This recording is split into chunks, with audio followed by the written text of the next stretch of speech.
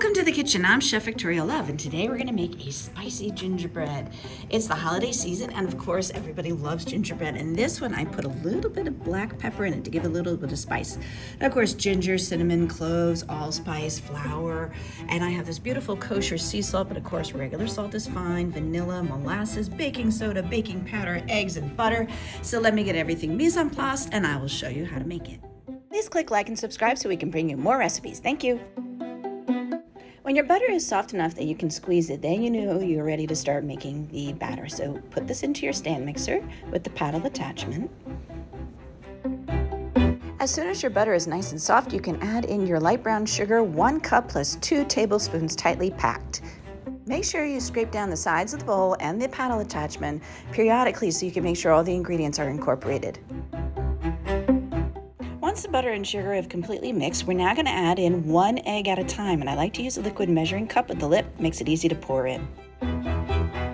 Before you add the next egg, make sure the first egg is completely mixed and then add it in and mix it on low speed until combined.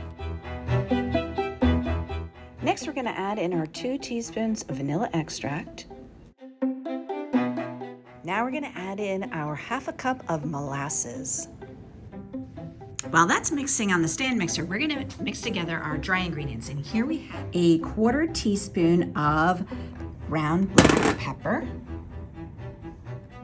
1 tablespoon of ground ginger, 1 tablespoon of cinnamon, a 1/2 teaspoon of ground cloves, and 1 teaspoon of ground allspice. A 1/2 teaspoon of our kosher sea salt, and again, table salt is perfectly fine. 1.5 teaspoons of baking soda, and 1 tablespoon of baking powder. And we're going to stir together all of these dry ingredients. Before we add all of our dry ingredients, you're going to scrape down the sides of the bowl and the paddle attachment. And then we're going to add this all in at once. So just be careful you don't spill it all over the counter. Once everything's in, you're just going to pulse it on by turning it on and off, because otherwise the flour tends to go all over the place.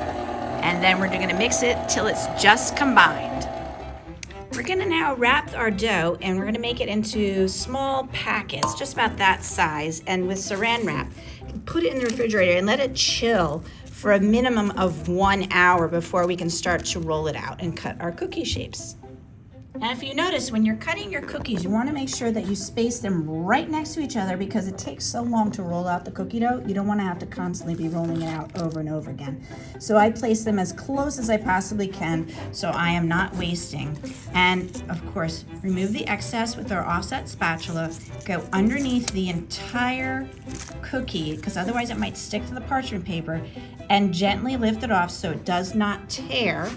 And then we transfer it over to our sheet pan that I have lined with parchment paper, or you could have it with a silicone mat underneath.